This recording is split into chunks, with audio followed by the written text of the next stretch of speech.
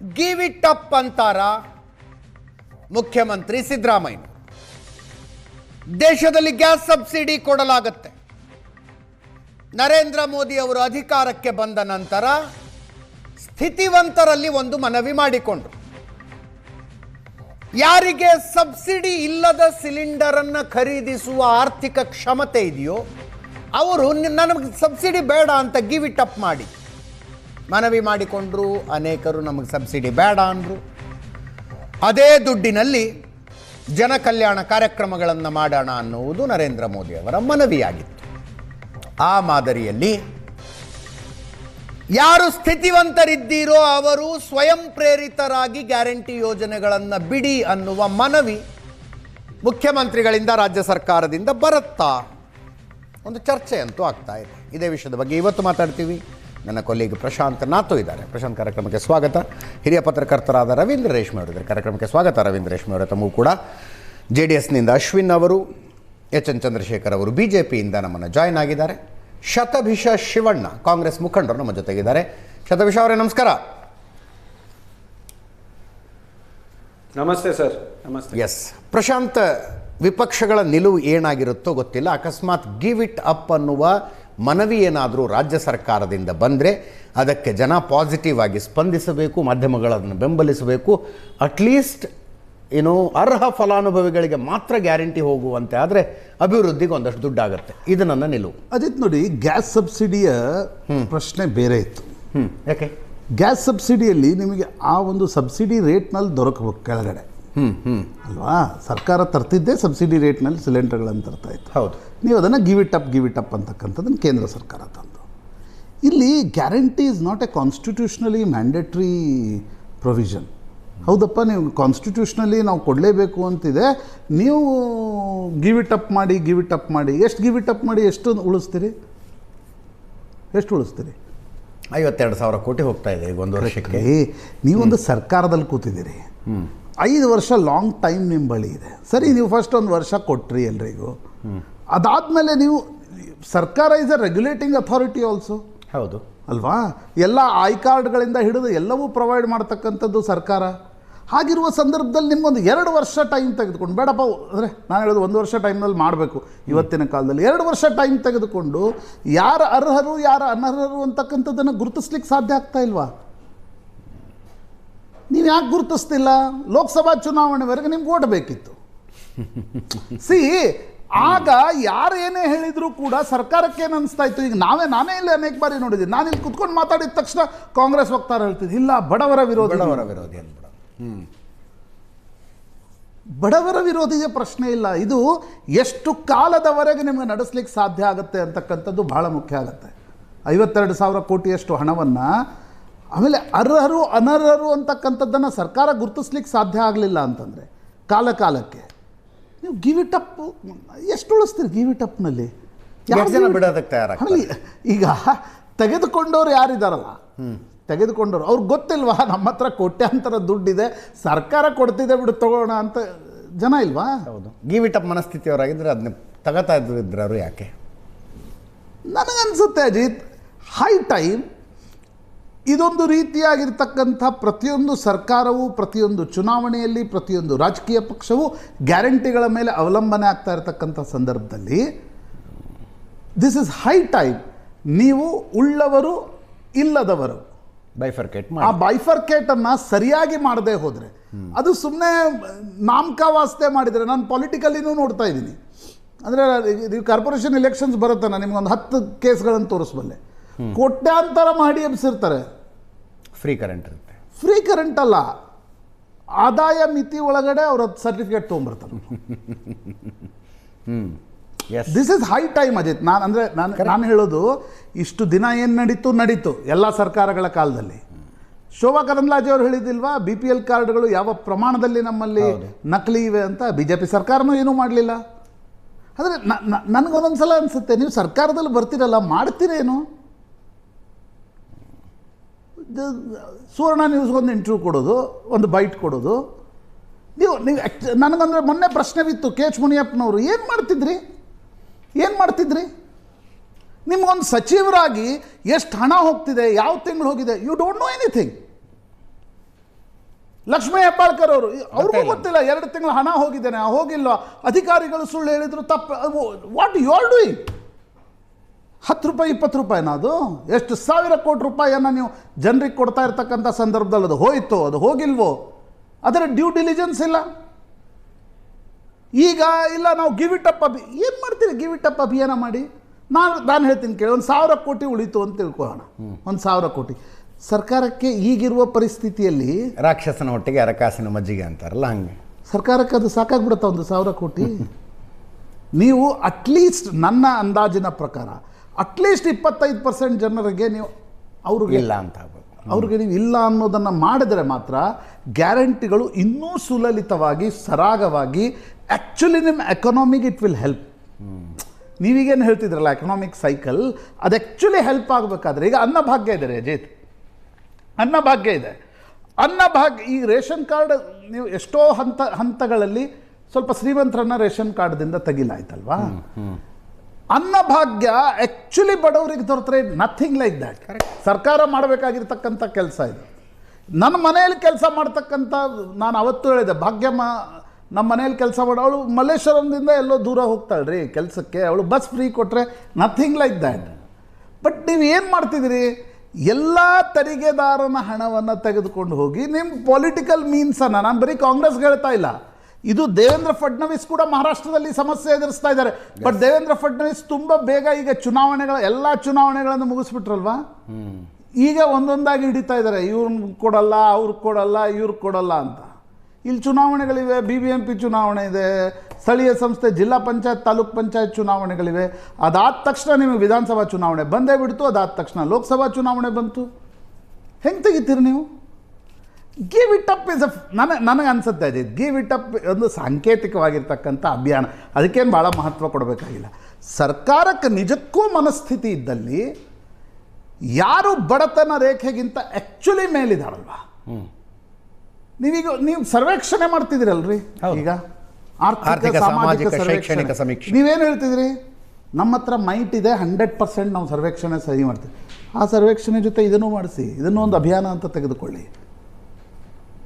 Ajit, long term ಡೆವಲಪ್ಮೆಂಟಿಗೆ ಹಣ ಬೇಕಾದರೆ ನೀವು ಇದರಲ್ಲಿ ಹಣ ಉಳಿಸ್ಬೇಕು. ಇಲ್ಲಾಂದರೆ DK ಶಿವಕುಮಾರ್, ಸಿದ್ದರಾಮಯ್ಯ, ನಾಳೆ ಇವ್ರ ಪಾರ್ಟಿಯಿಂದ ಇನ್ನೊಬ್ಬರು ನಮ್ಮ ಅಶ್ವಿನ್ ಗೌಡ ಅವ್ರ ಪಾರ್ಟಿಯಿಂದ ಯಾರು ಬಂದರೂ ನಿಮಗೆ ರಸ್ತೆಗೆ, ಅಭಿವೃದ್ಧಿಗೆ, ಇನ್ಫ್ರಾಸ್ಟ್ರಕ್ಚರ್ಗೆ ದುಡ್ಡು ಕೊಡೋಕ್ಕೆ ಸಾಧ್ಯ ಆಗಲ್ಲ.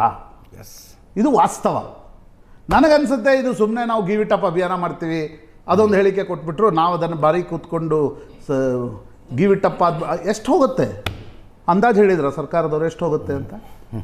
ನನಗನ್ಸುತ್ತೆ ದಿಸ್ ಇಸ್ ಹೈ ಟೈಮ್. ಗ್ಯಾರಂಟಿಗಳು ಇರ್ತವೆ ಅನ್ನೋದು ಪೊಲಿಟಿಕಲ್ ಪಾರ್ಟಿಗಳಿಗೆ, ಮಾಧ್ಯಮಗಳಿಗೆ, ಜನರಿಗೆ ಅರ್ಥ ಆಗಿರುವಾಗ this is high time you should bifurcate, you should segregate that least. Otherwise ಇದು ವರ್ಷದಿಂದ ವರ್ಷಕ್ಕೆ ನಿಮಗೆ ರಸ್ತೆಗೆ ದುಡ್ಡು ಕೊಡೋಕ್ಕಾಗಲ್ಲ, ಇನ್ಫ್ರಾಸ್ಟ್ರಕ್ಚರ್ ಕೊಡೋಕ್ಕಾಗಲ್ಲ. ಈ ಸಮಸ್ಯೆಯನ್ನು ಸರ್ಕಾರ ಅನುಭವಿಸ್ಬೇಕಾಗತ್ತೆ.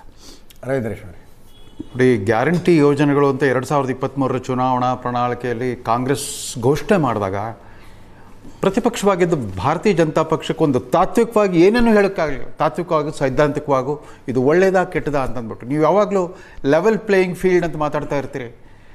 ಈ ಗ್ಯಾರಂಟಿ ಸ್ಕೀಮ್ಗಳಿಗೆ ಆಳು ಪಕ್ಷಕ್ಕೆ ಯಾವಾಗಲೂ ಅಡ್ವಾಂಟೇಜ್ ಇರುತ್ತೆ. ಅವ್ರ ಕೈಲಿ ಸರ್ಕಾರಿ ಖಜಾನೆ ಇರುತ್ತೆ, ಖಜಾನೆ ಚಾವಿ ಇರುತ್ತೆ, ಅದನ್ನು ಬಳಸೋ ಅಧಿಕಾರ ಇರುತ್ತೆ. ವಿರೋಧ ಪಕ್ಷಗಳು ಏನೂ ಮಾಡಲಿಕ್ಕಾಗಲ್ಲ, ಅಸಹಾಯಕರಾಗಿ ಕುಂತುಬಿಡ್ತಾರೆ.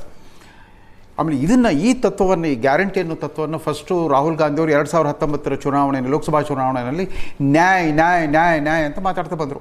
ಈ ನ್ಯಾಯ ಅನ್ನೋ ಪರಿಕಲ್ಪನೆ ಕೊಟ್ಟಿದ್ದು ಯಾರು ಅಂತಂದರೆ ಸದರ್ನ್ ಕ್ಯಾಲಿಫೋರ್ನಿಯಾ ಯೂನಿವರ್ಸಿಟಿ ಬರ್ಕ್ಲಿ ಕ್ಯಾಂಪಸ್ಸಲ್ಲಿ ಪ್ರಣಬ್ ಬರ್ದಾನ್ ಅಂತ ಭಾರತೀಯ ಮೂಲದ ಒಬ್ಬ, ಈಸ್ ನೋ ಪ್ರೊಫೆಸರ್ ಎಮೆರಿಟಸ್, ಹಿರಿಯ ಅರ್ಥಶಾಸ್ತ್ರ ಪ್ರಾಧ್ಯಾಪಕ. ಅವರು ಯೂನಿವರ್ಸಲ್ ಬೇಸಿಕ್ ಇನ್ಕಮ್ ಅನ್ನೋ ಒಂದು ತತ್ವವನ್ನು ಪ್ರತಿಪಾದಿಸಿದರು.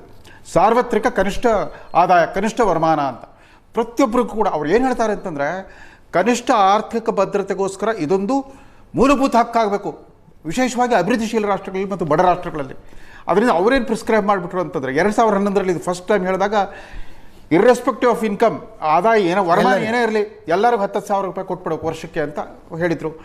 ಅದಾದಮೇಲೆ 2017 ನಂತರ ಈ ಎಷ್ಟು ಕೊಡಬೇಕು ಅನ್ನೋದನ್ನು ಇದು ಇನ್ಫ್ಲೇಷನ್ ರೇಟ್ ನೋಡ್ಕೊಂಬಿಟ್ಟು, ಬೆಲೆ ಏರಿಕೆ ಪ್ರಮಾಣ ಅದೆಲ್ಲ ನೋಡ್ಕೊಂಬಿಟ್ಟು ಮತ್ತೆ ಅದನ್ನು ಪುನರ್ವಿಮರ್ಶೆ ಮಾಡಬೇಕು ಅಂತೆಲ್ಲ ಹೇಳಿದರು.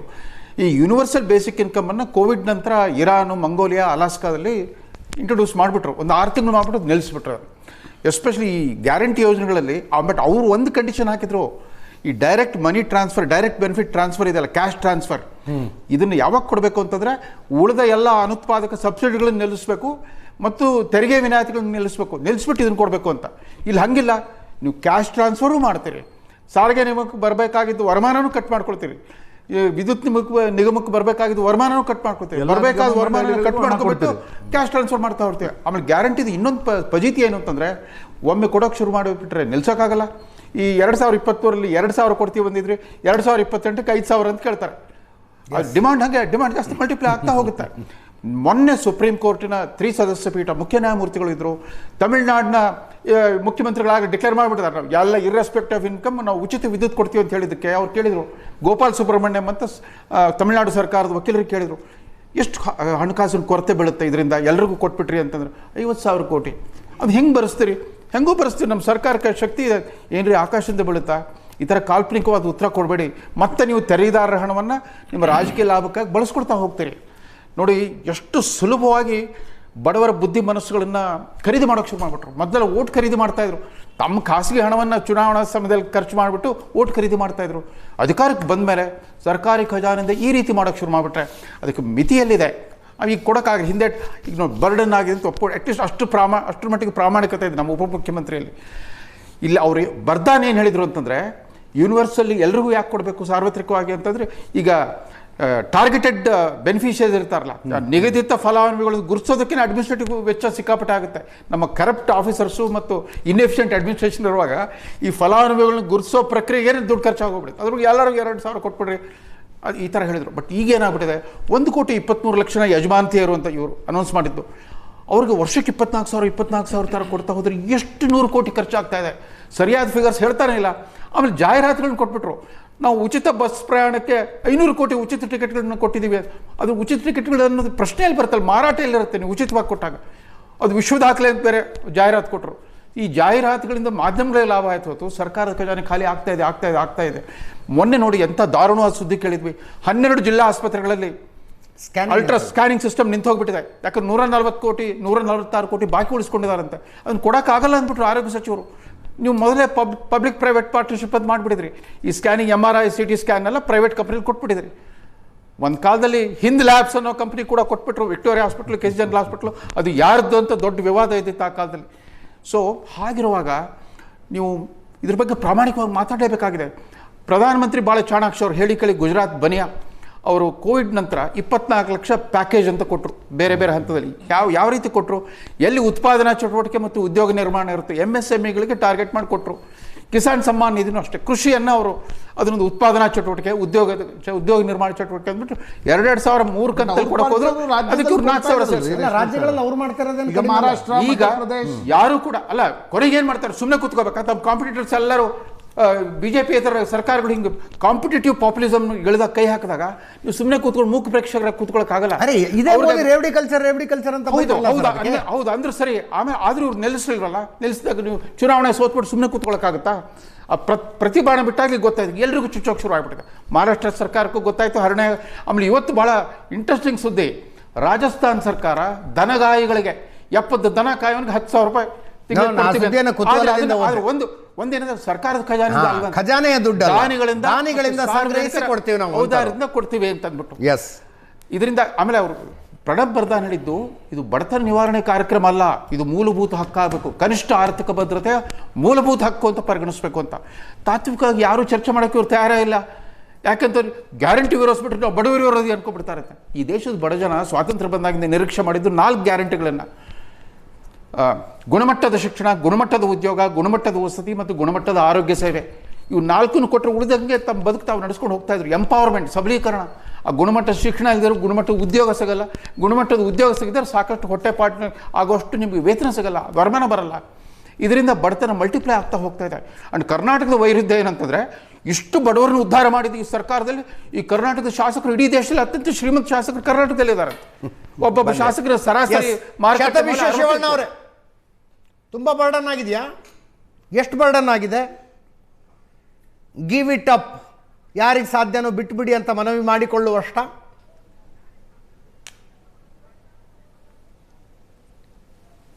ಸರ್, ಮೊದಲನೇದಾಗಿ ಇದನ್ನ ನಾವು ಇಂಗ್ಲಿಷಲ್ಲಿ ಸೆಲೆಕ್ಟಿವ್ ಎಡಿಟ್ ಅಂತ ಕರಿತೀವಿ. ಆರೋಗ್ಯ ಇಲಾಖೆಯಲ್ಲಿ ಆಯೋಜಿಸಿರುವಂತಹ ಕಾರ್ಯಕ್ರಮದಲ್ಲಿ ಸನ್ಮಾನ್ಯ ಡಿ.ಕೆ. ಶಿವಕುಮಾರ್ ಅವರು 1 ಗಂಟೆಯಷ್ಟು ಕಾಲ ಭಾಷಣವನ್ನ ಮಾಡಿದ್ರು. ಈ 1 ಗಂಟೆಯ ಭಾಷಣದಲ್ಲಿ 1 ಸೆಕೆಂಡಿನ ಹೇಳಿಕೆ ಬಗ್ಗೆ ಇವತ್ತು ಚರ್ಚೆ ಆಗ್ತಾ ಇದೆ. ವಿರೋಧ ಪಕ್ಷದವರು ತೀವ್ರವಾಗಿ ಇದಕ್ಕೆ ಟೀಕೆ ಟಿಪ್ಪಣಿಯನ್ನ ಮಾಡ್ತಾ ಇದ್ದಾರೆ. ಆದ್ರೆ ಅವರ ಸಂಪೂರ್ಣವಾದಂತಹ ಭಾಷಣವನ್ನ ನೀವು ಕೇಳಿದ್ರೆ, ಅದನ್ನ ಆಲೈಸಿದ್ರೆ, ಅವರು ಕೊಟ್ಟಿರ್ತಕ್ಕಂತಹ 5 ಗ್ಯಾರಂಟಿಗಳು ಮತ್ತು ಕರ್ನಾಟಕ ಸರ್ಕಾರದ ಪ್ರಾಬಲ್ಯತೆ ಕೊಂಡಾಡಿದ್ದಾರೆ. ಇದರ ಬಗ್ಗೆ ಅವರು ಬಹಳಷ್ಟು ಜನಕ್ಕೆ ಉಪಯೋಗ ಆಗಿದೆ, ಎಷ್ಟು ಜನಕ್ಕೆ ಅನುಕೂಲವಾಗಿದೆ, ಜನರಿಗೆ ಒಂದು ಶಕ್ತಿ ಸಿಕ್ಕಿದೆ ಅನ್ನೋದ್ರ ಬಗ್ಗೆ ಮಾತನಾಡಿದ್ದಾರೆ. ಇದನ್ನ ಬಿಟ್ಟು ಇವರು 1 ಸೆಕೆಂಡಿನ ಹೇಳಿಕೆಯನ್ನ ತೆಗೆದುಕೊಂಡು ಬರ್ಡನ್ ಅಂತ ಹೇಳ್ತಾ ಇದ್ದೀರಲ್ಲ, ಅದು ತಪ್ಪು. ಡಿ.ಕೆ. ಶಿವಕುಮಾರ್ ಅವರು ಇವತ್ತು ಕರ್ನಾಟಕ ಸರ್ಕಾರದ ಕಮಿಟ್ಮೆಂಟ್, ನಾವು ನುಡಿದಂತೆ ನಡೀತಾ ಇದ್ದೇವೆ, ನಾವು ಕೊಟ್ಟಿರುವಂತಹ ಕಮಿಟ್ಮೆಂಟ್ ಅನ್ನ ನಾವು ಡೆಲಿವರ್ ಮಾಡ್ತಾ ಇದ್ದೇವೆ, ಅದರ ಬಗ್ಗೆ ಮಾತನಾಡ್ತಾ ಇದ್ರೆ ಹೊರತು ಇದು ಒಂದು ಬರ್ಡನ್ ಆಗಿದೆ ಅಂತ ಯಾವತ್ತು ಕೂಡ ಮಾತನಾಡ್ತಾ ಇದ್ದಾರೆ. ಶತಭಿಷ ಅವರು ಅದನ್ನ ಯಾರಲ್ಲಗಳದ್ರು? ಹೌದಪ್ಪ, ಡಿ.ಕೆ. ಶಿವಕುಮಾರ್ ಅವರು ಹೇಳ್ತಾರೆ ನಿಮಗೆ ಧೈರ್ಯ ತುಂಬಬೇಕು, ನಿಮಗೆ ಧೈರ್ಯ ತುಂಬೋದಕ್ಕೆ ನಾವು ಗ್ಯಾರಂಟಿ ಕೊಡ್ತಾ ಇದ್ದೀವಿ ಅಂತ. 2,000 ಕೊಡ್ತಾ ಇರೋದಕ್ಕೆ ಇಷ್ಟು ಧೈರ್ಯ ಬರ್ತಾ ಇದೆ, 4,000 ಕೊಟ್ಟಿದ್ರೆ ಡಬಲ್ ಧೈರ್ಯ ಬರುತ್ತೆ. ಬಟ್ ಸರ್ಕಾರಕ್ಕೆ ಎಷ್ಟು ಸುಸ್ತಾಗುತ್ತೆ, ಎಷ್ಟು ಬರ್ಡನ್ ಆಗುತ್ತೆ ಅನ್ನೋ ಚರ್ಚೆ ಆಗಬಾರ್ದಾ? ಒಬ್ಬ ಉಪಮುಖ್ಯಮಂತ್ರಿಗಳಾದವರು ಬರ್ಡನ್ ಆಗ್ತಾ ಇದೆ ಅಂತ ಹೇಳಿದ್ರು.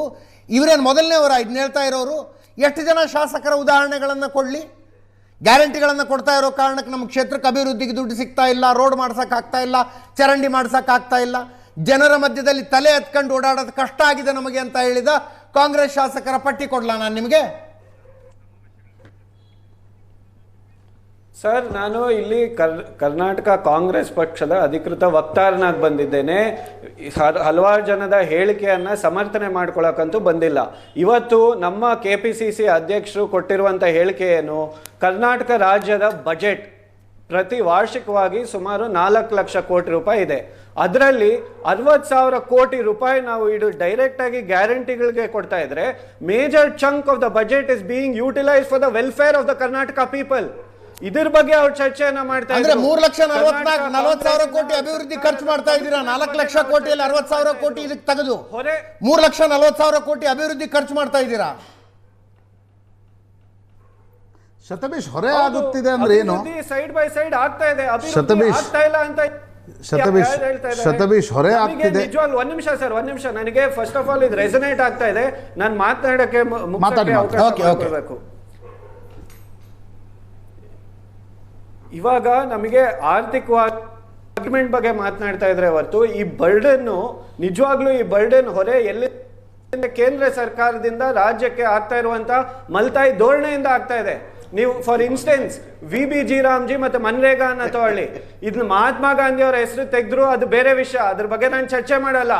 ಆದರೆ without consultation with any state heads, ರಾಜ್ಯದ ಮುಖ್ಯಮಂತ್ರಿಗಳು ಫೈನಾನ್ಸ್ ಮಿನಿಸ್ಟರ್ ಜೊತೆ ಚರ್ಚೆ ಮಾಡದೆ ಏಕಾಏಕಿ 90-10 ಇರ್ತಕ್ಕಂಥ ಆರ್ಥಿಕ ವ್ಯವಸ್ಥೆಯನ್ನ 60-40 ಯಾಕೆ ಮಾಡಿದ್ರು?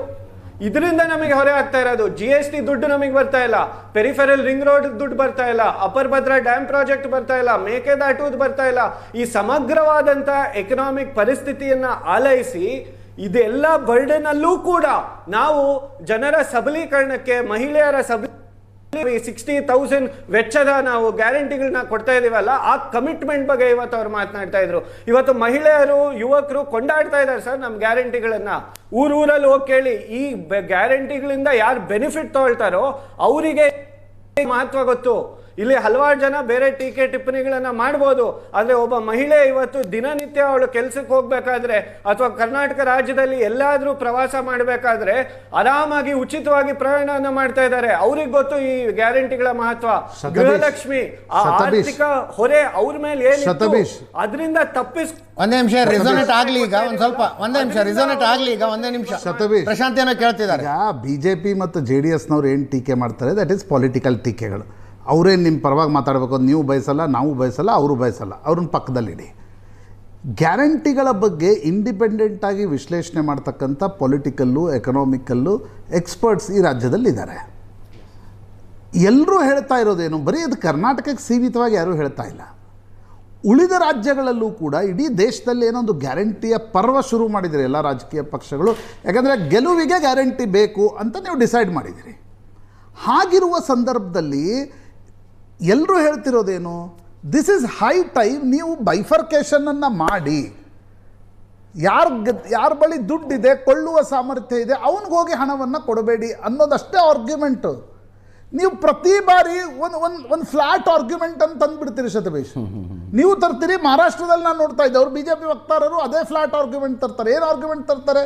ಇಲ್ಲ ನಮ್ಮ ಬಳಿ ದುಡ್ಡಿದೆ, ನಾವು ದುಡ್ಡು ಕೊಡ್ತಾರೆ. ಅರೆ, ದಾನ ಮಾಡುವಾಗಲೂ ಕೂಡ ಹೆಂಗೆ ದಾನ ಮಾಡಬೇಕು ಅನ್ನೋದನ್ನು ಬರೆದಿಟ್ಟಿದಾರಲ್ಲ ನಮ್ಮ ಪೂರ್ವಜರು. ಅಪಾತ್ರ ದಾನ ಆಗಬಾರ್ದಲ್ಲ ಶತಭಿಷ. ಹಾಗಿರುವಾಗ ಸರ್ಕಾರದ ದುಡ್ಡನ್ನು ಕೆಪೆಕ್ಸಿಗೆ ಬಳಸಲಿಕ್ಕೆ, ಸರ್ಕಾರದ ದುಡ್ಡನ್ನು ಇನ್ಫ್ರಾಸ್ಟ್ರಕ್ಚರ್ಗೆ ಬಳಸಲಿಕ್ಕೆ ಸ್ವಲ್ಪ ಮ್ಯಾನ್ಯೂರಿಂಗ್ ಸ್ಪೇಸ್ ಕ್ರಿಯೇಟ್ ಮಾಡ್ಕೊಳ್ಳಿ ಅಂತ ಅಷ್ಟೇ ನಾವು ಹೇಳ್ತಿರೋದು.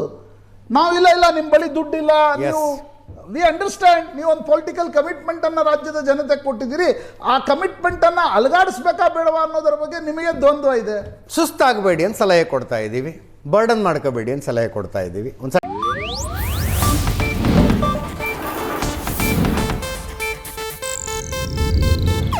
ಇದು ಏಷ್ಯಾನೆಟ್ ನ್ಯೂಸ್ ನೆಟ್ವರ್ಕ್ ಪ್ರಸ್ತುತಿ.